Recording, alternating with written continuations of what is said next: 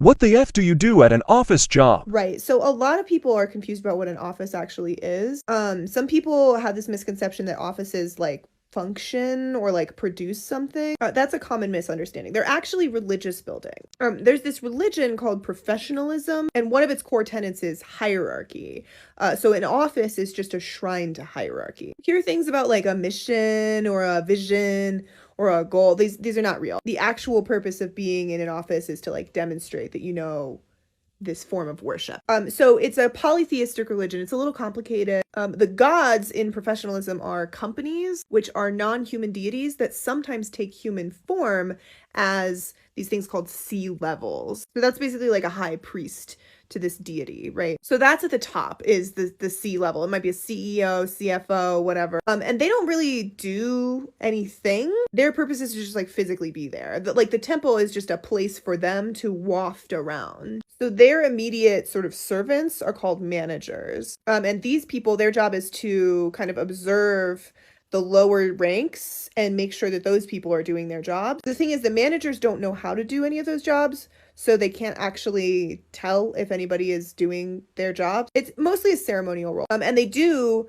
perform ceremonies. One of them is called the one-on-one. This is where the manager sits down with the worker and the worker kind of reads off a list of everything they weren't able to do because it was impossible. And then the manager will quote the Holy Scripture. It'll be something like, I would love to see a more flexible mindset about what is possible. It doesn't have to make sense. It's traditional. So below them are the specialized workers. And these people kind of have a job. Like there's a thing that definitely does or doesn't happen that is their responsibility. This might be like an IT person or like a researcher or like a UX designer. But because managers obviously don't know how to assess whether that work was done, really the function of workers is to bear witness to the space. So like you're supposed to be physically present for a certain amount of time. You have to wear like special regalia that is compliant within the tenets of professionalism. And you usually have to assume this like meditative pose where you're behind a desk and staring at a screen. But it doesn't matter what you're doing during that time. You can just play Dwarf Fortress and that's fine. And then on the bottom of the hierarchy, you have the office bitch. This is sometimes called an office assistant